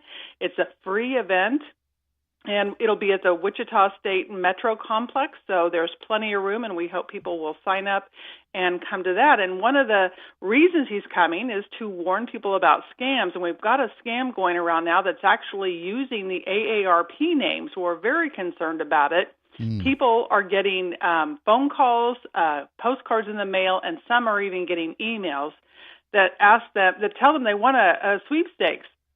So, of course, everybody's excited about that. Then they give you a number to call. Well, the number you call takes you to what they claim is the AARP claims department. And they say that you've won a prize, but you have to give them your information, your bank account number, your address, so they can send to you the sweepstakes win. So it's very, one of those things that, we hate to have our name used in this way, and we want to make sure people know that, hey, first of all, if you haven't won a sweepstakes, if you haven't signed up to win one, you're probably not going to win. Exactly. Yeah, exactly. And then you shouldn't have to give any personal information. If you won, you won. You don't have to give a bank account number. So we want people to be aware of that. And that's just one of the kinds of scams that Frank Abagnale is going to talk about on October 2nd. He really does a deep dive into telling people how to protect their hard-earned money. So we encourage people to come to that. And all the information to sign up is on our website, which is aarp.org/KS, or they can go to our Facebook page as well. Well, I know that's a little bit far out with the October one, but Frank Abagnale, so talk about him a little bit. He's a former con artist, kind of turned to the light and helping people understand the frauds that are out there and how to be cautious of these things, correct? That's right. He portrayed different people in his 20s and got caught. And after he scammed people out of a lot of money, got caught. Then he served his time, and then he went to work for the FBI and helped them, track down con artists. And now he's an AARP ambassador, so he's helping us at AARP understand con artists and figure out what they're doing and how they do it, and then we can warn people. So we're very excited. He's been traveling the states, and we get to have him in Kansas in October. So it's really exciting. Very good. That'll be a great event. But coming up first and foremost, next Thursday, August 23rd, the Movies for Grown-Ups. Again, talk about what movie it is and how people can get signed up for it. Yes, it's called The Seagull. Has Annette Bening in it. I don't want to give away the plot, but I've heard it's a very good movie, and people can Google it. They can sign up by going to our website, aarp.org/KS. There's a phone number they can call to register. There's also, they can register online, and they just come to the movie. It's a free screening. Once they've registered, we'll check them in at the movie, and it starts at 7 o'clock. Thursday, August 23rd. Fantastic. I love it. aarp.org/KS. Get all the information there. Mary, we always appreciate it. You guys enjoy. Have a great week, and look forward to chatting again next Monday. Thanks, Andy. You have a good week, too. You as well. Appreciate it very much. They're right there. Check them out, aarp.org/KS for the state of Kansas. Lots more coming up. Pastor Michael Anthony coming up when we come back, talking about religion and some of the current events happening in the political world. We'll touch on that, plus your phone calls. This is The Voice of Reason.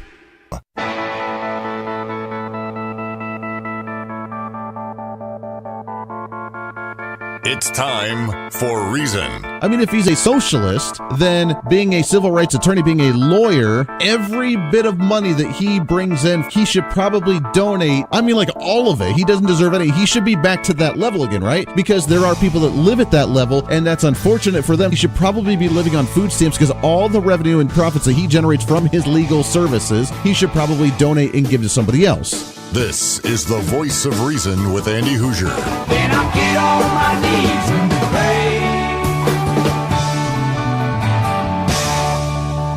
We don't get fooled again. That's what I'm talking about. Don't get fooled again. Oh, that's the way we roll. Welcome into The Voice of Reason, broadcasting live out of the heart of the nation here in Wichita, Kansas, on the Big Talker, 1480 on the AM side, 102.5 on the FM side, KQAM. Simulcasting on TV as well, KGPT TV channel 2610. Good morning, welcome aboard. It's great to have you along today on a Monday. Oh yeah, setting the tone not only for today, but for the entire week, advancing conservatism on a daily basis, waking you up the right way. Interpret that how you'd like to do so. Let's get it started. Let's get it started in here. Let's get it started. Let's get it started in here. Let's get it started. Let's get it started in here. Let's get it started. Let's get it started in here. There it is, 3 316-721-8255, 316-721-TALK. If you want to join into the program, you're more than welcome to. Not able to get a hold of Michael Anthony, pastor, author, blogger, speaker. We'll try and get him on the program at a later time, but that means it is open lines to you right now. 316-721-8255, 316-721-TALK. I know we had some lines that were on hold with some callers wanting to chime in at the end of last hour, and we didn't get to you, but it is open lines to you now. You're more than welcome to chime in and get your thoughts. Really interesting conversations today as we talk about the election process. We talk about independent running, and here's my take on the independents. Is that an independent candidate, it's an independent party, let's put it that way, an individual that wants to be unaffiliated, as we talked to, caller last hour that said, I just don't want to be part of the party. I want to be an independent, but I vote Republican and vote for conservative candidates, which is fine, which is great. But as a candidate running for an independent race, what's your platform? What do you stand on? Obviously, it's an independent, so you can do whatever you want to do. In 99.9% of the time, independents run on one platform, on one agenda issue. Do you remember the guy that used to run at the national level, and it was kind of the big joke to where the party was called "The Rent's Too Damn High"? And that's that was the platform. What do you believe on social issues, on gay marriage? You know what? The rent's too damn high. Okay. What do you believe on foreign policy? You know what? We're spending too much money because the rent's too damn high. And that was the platform. Independents, when they run on one platform, whether it's taxes, or whether it's a social issue, or whether it's a trade issue, or whether it's a spending issue. It's one platform. It's not like the broad spectrum. The reason we have a political party is because we have a broad spectrum of, we believe this on this issue, this on this issue, this on this issue, and this is our whole mission statement. If you go and you read the Kansas Republican Party's mission statement in their platform, it runs down, we believe in X, we believe in X, we believe in this, we believe in that, and we believe in this whole montage of issues, anywhere from fiscal responsibility to the military to social issues to whatever. We believe in the general broad spectrum of this way. We believe in limited government, less taxes, more individualism, whatever. And then that's why people sign up and register as a member of that party. So as an independent, what do you stand on? What do you believe in? It could be a plethora of issues. And does a campaign that just says you're tired of the two-party system, you're tired of the Republican, you're tired of the Democrat, vote for me, does that type of platform actually work? Because that sounds nice, but what do you actually stand on? What do you believe in? Is the tax rate too high or too low at this time? Is spending too high or too low for the government at this time? What do you believe on social issues? What do you believe on human rights? What do you believe on private property? What do you believe on X, Y, and Z? I mean, we don't know. And I'm not just talking on like Greg Orman or anything here. I'm just talking about in general as an independent run. What do independents believe in? And with 31% of the registered voters in the state of Kansas being unaffiliated, what do you actually believe in as an independent voter voting for potentially independent candidates? I'd love to get your thoughts on that. Phones are lighting up, so let's go right to them, shall we? 316-721-8255, line at number 1. Good morning. What's your name? My name is Eddie. Good morning, Eddie. How are you, sir? I'm just fine. About the election, I think it's going to boil down to Chris Kobach and Greg Orman dueling it out. I think the Democrat person, the lady, in fact, I don't even know her name, okay? Laura Kelly, yes. And that's the thing. A lot of people don't know her. And you're right. According to the latest poll, is that Greg Orman's actually going to beat the Democrat because the majority of Democrats are going to embrace Greg Orman as the independent run. And it's really going to come down to a two-way race between those two, potentially. And I think that I don't know what all Greg Orman stands for, but I just want to let you know that I think it's just going to be Chris Kobach and Greg Orman. I think I know that the Democrat running mate is, I think it's Lynn Rogers of Wichita, and but very few people know him. I do know that he was on the school board, and I do know the guy is a decent guy, but that's about it.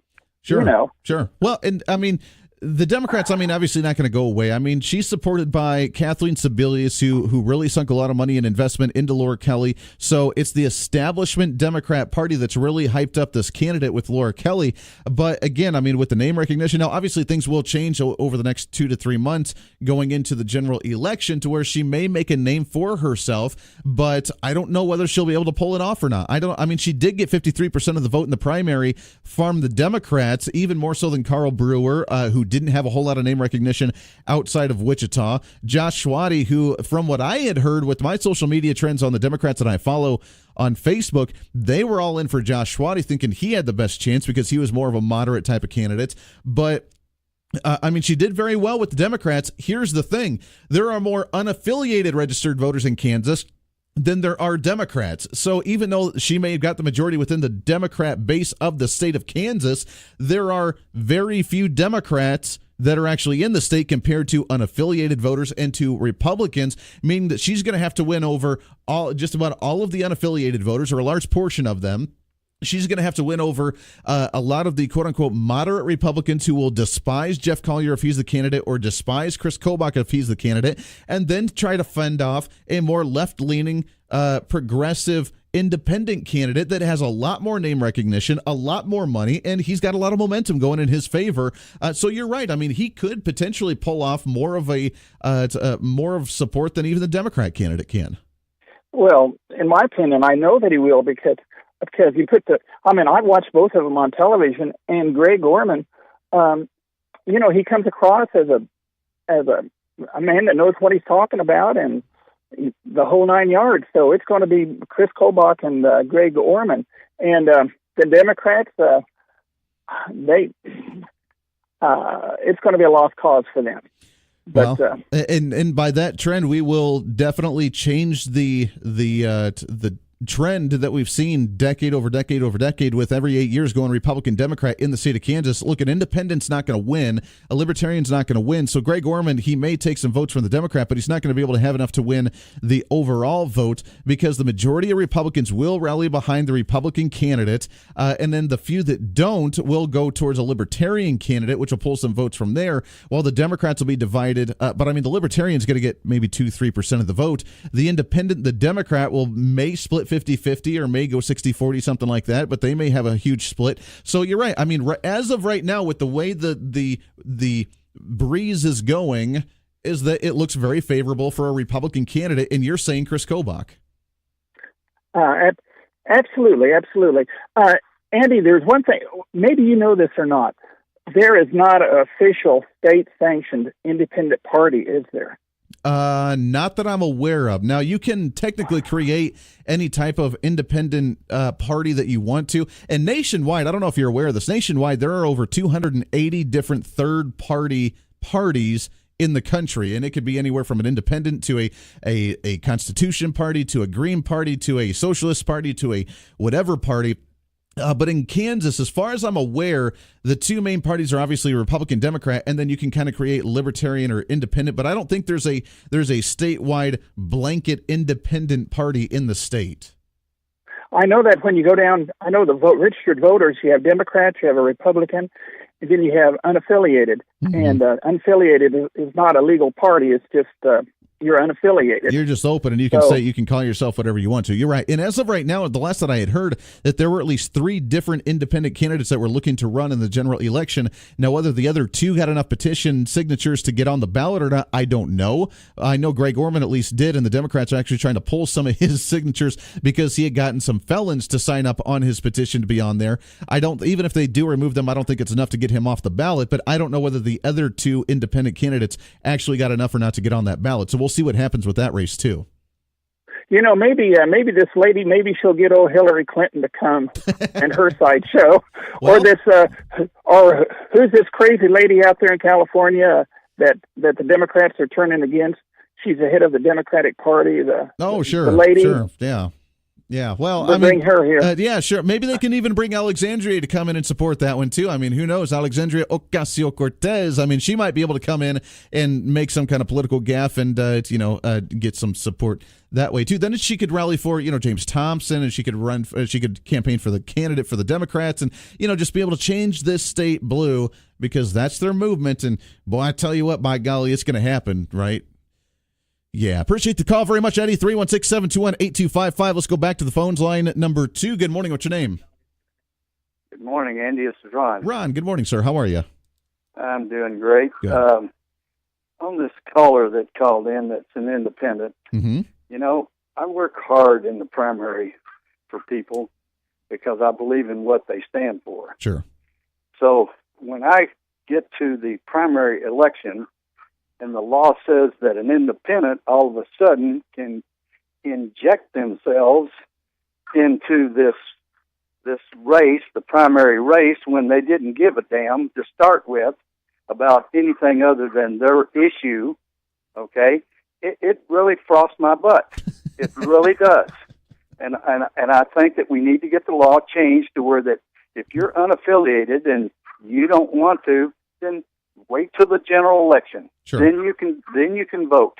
Stay out of my primary because you don't care about the primary. Sure. Well, and I tend to agree with that. And the caller that we had last hour, I mean, he didn't vote in the primary, so he will go to the general election to vote in that sense. And you're right. I mean, I have a very hard time with people that are unaffiliated or that may even lean conservative, but we don't know. They may very well lean progressive as well. Be an unaffiliated voter, show up the day of, say that they're a Republican, vote in the Republican primary, and then have a say in our primary race and vote for someone who may have the worst intention for the party, but that's what they want because they want to sabotage the party. I will say that we've done good because we are not necessarily an open caucus type of state to where anybody, even registered Democrats, can come in and vote in our primaries, and we don't have that, which is good. So we've taken the good first step.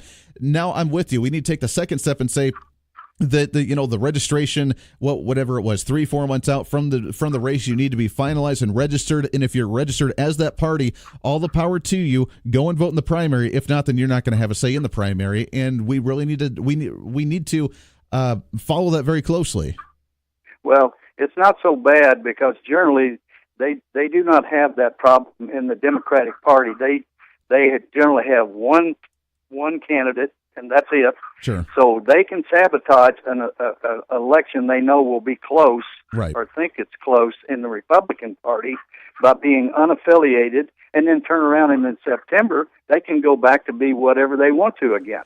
I'd be really curious to see with the provisional ballots coming in for the governor's race over the next few days, how many of those provisional ballots are from individuals who were unaffiliated voters that walked in the day of and said that they were Republican. I'm very curious to see how many of those actually are, because you never know. I mean, with nothing against Jeff Collier in this race, but with how many people despise Chris Kobach as being a pro-Trumper, and with the voter ID laws that he had and with the immigration stance, if a number of unaffiliated voters went in to vote against Chris Kobach to try and make sure that he doesn't get that nomination, I'd be really interested, after all the numbers are in and said and done, how many of those actually were unaffiliated voters that walked in the day of and said that they're Republican. Yeah, that's. I'm like you. I'd sure like to know. That would be really interesting to know. And I like I said, it's just totally wrong that you don't really care, and then all of a sudden you care that you want to unaffiliate yourself or Sure. affiliate yourself to someone else. Sure. I would love Republican or Democrat. Exactly. I would love to see more unaffiliateds actually register as Republicans or as Democrats to be involved in the primary process, be part of the process on setting the standards for what the Republican Party or the Democratic Party actually is in the primary, because that's how we do it. I'd love to see more people do that, but I also understand the frustration that they have with those parties and want to be unaffiliated. Ron, appreciate the call very much, my friend. We got some more calls I want to get to, but we got to take a break first. 22 minutes past the hour. We'll get to you as soon as we come back. 316-721-8255. This is The Voice of Reason on a Monday. Stay here. This is The Voice of Reason with Andy Hoosier.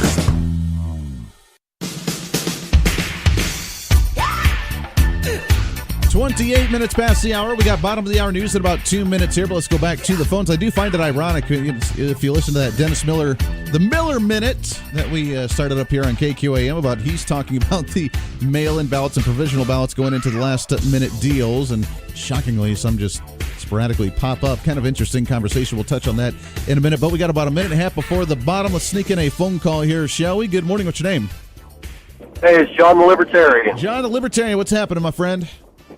Well, not a whole lot, man. I heard you talking about primaries, and I tell you what, Kansas is in the minority on having closed primaries. Most states have open primaries, jungle primaries, all kinds of different types, and I've always thought it's just kind of silly to have an open primary because if you are Party A and your party only has one candidate, an unopposed candidate in the primary, you'll go in and vote for the worst candidate in primary B, or, in Party B. Sure. And so it's like being able to pick the quarterback for the team that you're about to play against. Exactly. And I can't fathom how that is a good idea.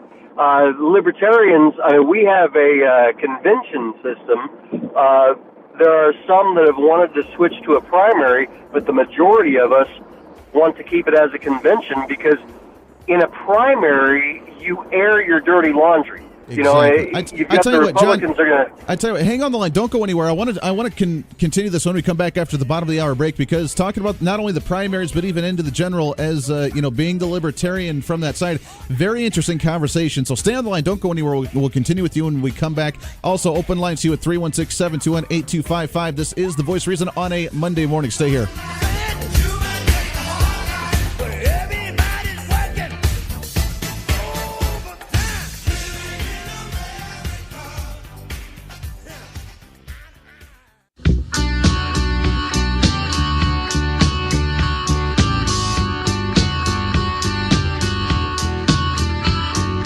Listening to The Voice of Reason with Andy Hoosier, your personal political therapist.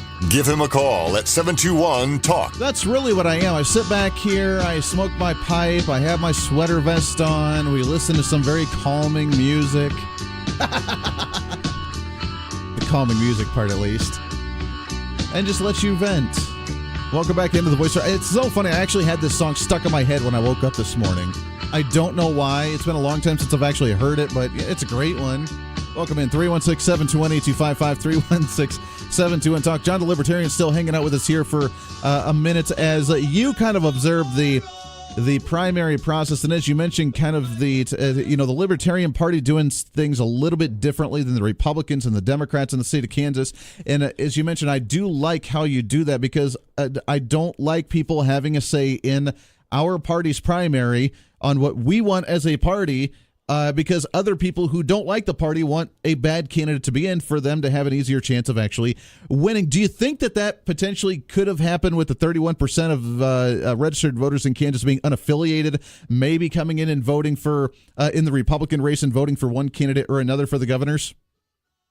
Well, it's possible. I don't know that historically that's really been an issue, but historically it is documented that if you've got actual party affiliates that can switch parties or vote for either party in the primary, if they've got a candidate that is sure to win in the primary or is unopposed in the primary, it's been historically documented that there have been races where those people have gone over the other side, picked the worst possible candidate, sure, and really mucked up the election. And, if both sides did that, then in the general election, we've got a couple of losers to choose from. Well, it's true. I mean, if you remember, what was it, back in, I want to say 2008, during the John McCain-Barack Obama race, wasn't it Rush Limbaugh that started his whole Operation Chaos to try and get people to go in and support Hillary Clinton to try and keep that race going between Barack Obama and Hillary Clinton?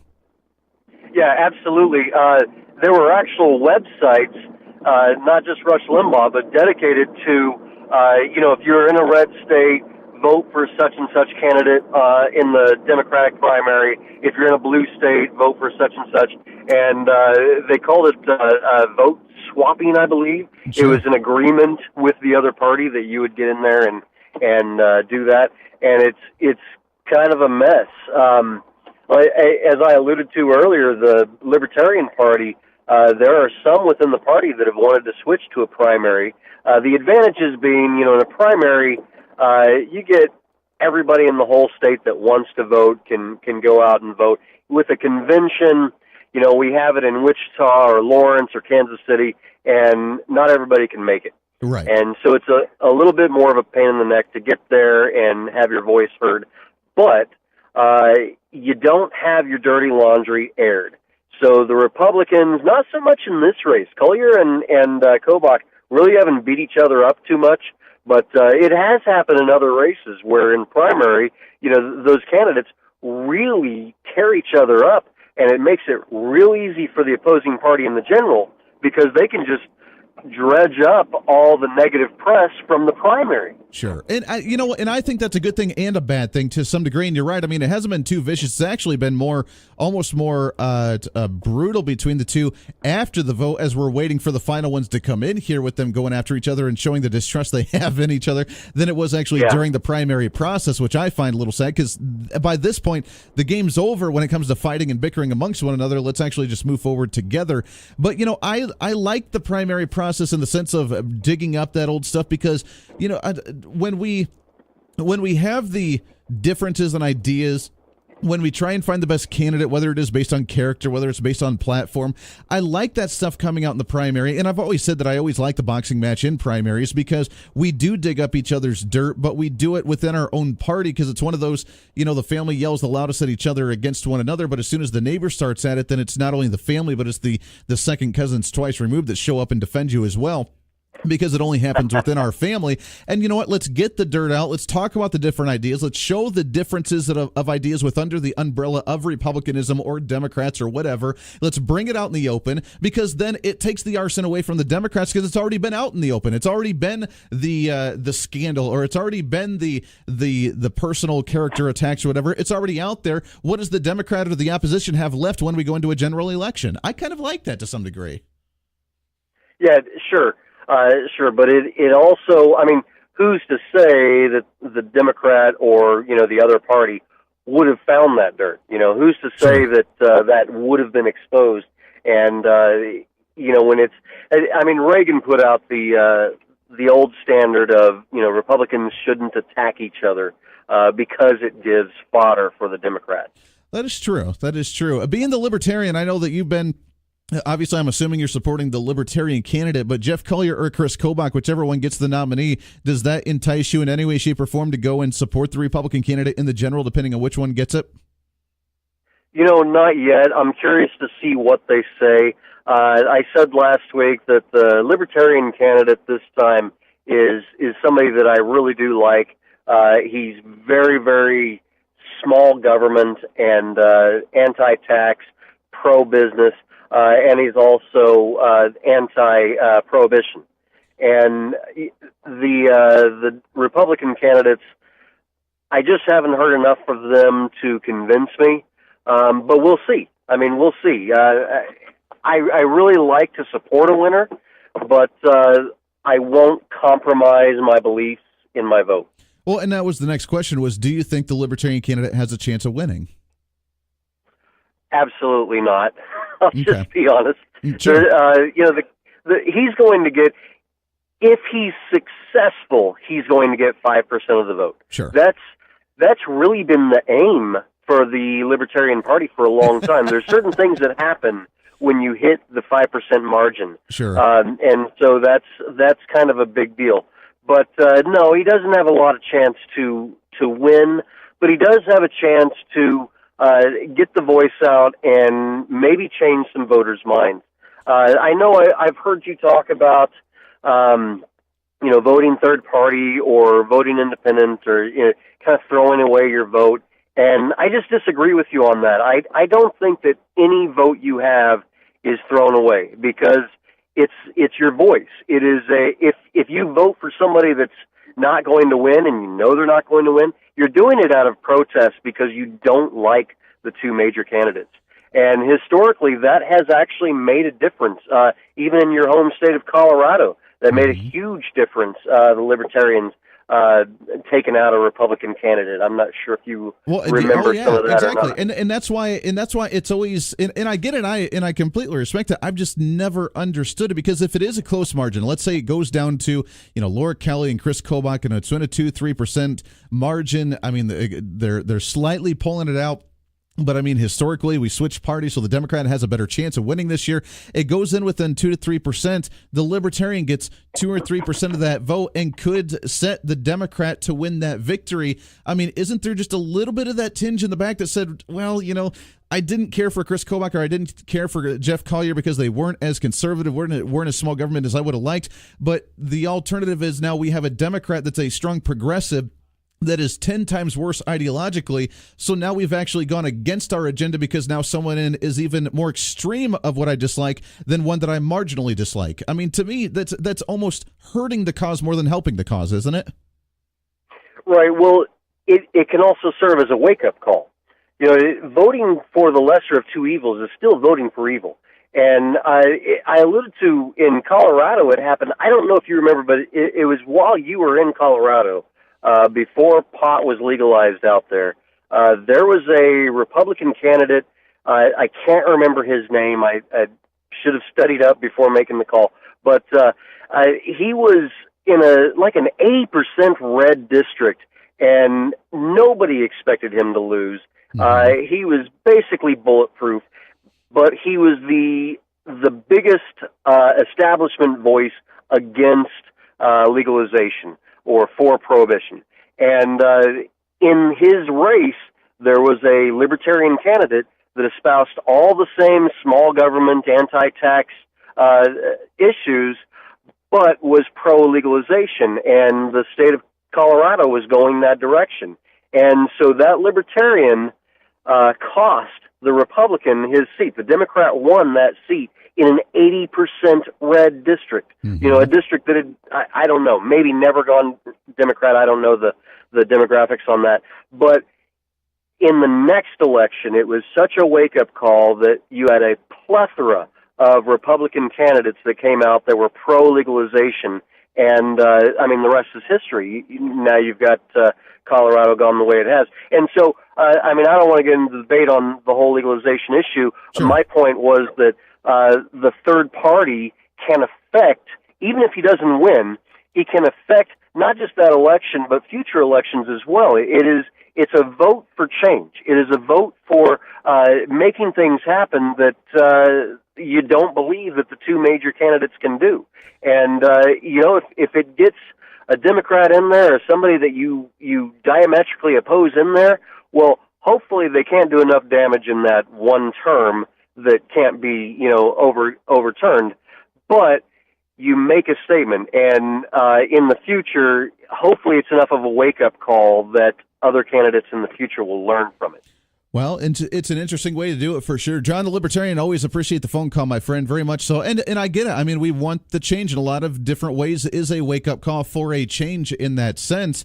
And I guess that is one way to do it. I think that going and allowing the opposition where we both as a Libertarian and a conservative or a Republican disagree with even more so, and united in disagreeing with them more so than anybody else, being a progressive Democrat, that if they had the chance to really make some policy changes, it's going to be for the worse, to where, hey, you know what, we didn't get everything we wanted, but we got 30, 40, 50% of what we wanted based on some similarities that we have between Republicanism and Libertarianism. And I'm willing to gain that 50% with an opportunity for longer progress down the road, as opposed to going complete 180 degrees the other way in harming the cause. And the wake-up calls do need to be there, which is why I think that, we doing those changes in the wake-up call in the primary, at least personally for me, is more important than going third party and doing that. But I appreciate it. I mean, it definitely is, and you're right. I mean, you can ride that especially, and I remember vaguely that race that you mentioned with a House race and with the prohibition, because that was obviously a one-issue agenda. It was a one-issue race to where that would make or break an election. And with someone with the momentum going in Colorado as it did, and someone standing against it, that could very well turn the election and change things like that as a wake-up call, and many Republicans did get on board with that afterwards, because it wasn't necessarily the plethora of different issues from social to economic to fiscal to whatever, but it was the one issue agenda that ended up making or breaking a Republican candidate, and he ended up losing. I don't remember what race or what district or anything like that, but I do remember vaguely that race. And there are a lot of third-party candidates in the state of Colorado that have really tried to make their ground. It really affected a lot of school boards. Honestly, and following a lot of the local races that happened in Colorado at that time, school boards, there were within 3, 4, 5% margins of school board elections where third-party candidates really did a lot of damage to a lot of candidates for progressive Anthem going into the school board when it came to public funding for school education. You think it's an issue just here in Kansas? You should go out there and see some of the Denver school districts and see where they're at when it comes to public education for state taxes and that sort of thing. And the third-party candidates really did a number on running out some of the Republican candidates and getting Democrats in there that really messed up some public education funding for that state. But another discussion for another day on that one. Let's go back to the phones here. Line number 2. Good morning. What's your name? Hi, Andy. This is Helen again. Helen, what's going on?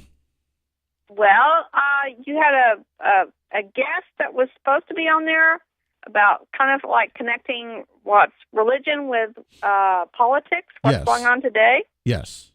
And they wasn't able to get. We'll try and get him on the show again. Michael Anthony, pastor. He's an author. He's a blogger. But try and tie in a little bit of the religion with some of the current events of today. We will try and get him on the show. Just wasn't able to connect with him this morning. Okay. Well, you can learn it for yourself. In the Bible, Jesus said in St. Mark chapter 13, he said that he foretold us all things. So nobody today can tell us anything new that is that he hasn't already told us. Sure. I mean, anything that people call like false prophets today try to dream up and say that's going to happen. Unless it agrees exactly with what the Lord has already told us, it's not going to happen. It's not going to come to pass. Well, that's true. And you're right. It's going to come to pass exactly the way the Lord says it. And read Ezekiel 38 and 39. We've got these issues with Russia, which the Bible calls the chief prince of Meshech,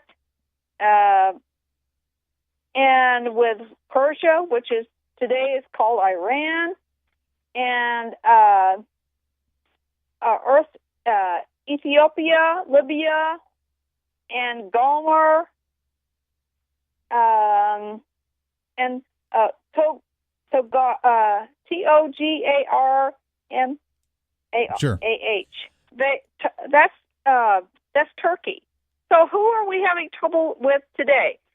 Iran, Russia, Turkey, Sure. Well, and I mean, you're right. I mean, when we look down and we actually do our investigative research, Magnum PI going on here on the Voice of Reason, is that when we do the research, the answers are there. The information's already there. We just have to look it up. There's so much misinformation, whether you want to call it hashtag fake news, whether you want to call it misrepresentation, or whether you want to call it emotional, whatever, that there are many falsities out there of, Jesus was a socialist, or that, Jesus believed in open borders, or that we need to be caring for individuals at the border with like the children being separated from their families, as Jesus would have done with their family, whatever the argument is, and how that somehow that religion in God and Jesus, or however you want to put it, is some type of left-wing progressive in today's times, and that we're the radicals trying to use God for our agenda, but we have no idea in what it is. If you actually go back and do the investigative research, then we understand that that's not the case in any way, shape, or form. And as we talk about immigration policy, as we talk about fiscal responsibility and taxes and the role of government and people looking towards either religion or people looking towards a government for the answers, that there's a big, vast difference between conservatism and progressivism in these types of arguments. And religion does have a big role in that, because the government and the progressives trying to increase the size of government to take care of the people means that they're trying to limit the amount of religious folk in the nation, because it shows in the tracking of the numbers, the stats, the research, that as government grows, the number of people looking towards God for answers is a lot more limited, and people more religious are limited based on the people looking towards the government for their answers. And there's really a big difference there. And no, Jesus was not a socialist, and we've talked about that before as well. Helen, I appreciate the call very much. I've got to take a break as we wrap up today, but a lot of interesting information came out today. We'll touch on some of that, recap it all when we come back. Also get ready for the final governor's race vote over the next couple of days. Who will it be? Chris Kobach or Jeff Collier? Will find out here, hopefully, by Wednesday. This is The Voice of Reason. Stay here.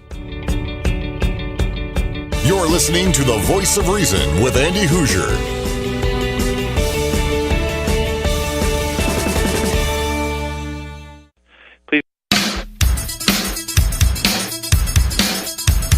Remember, every vote counts.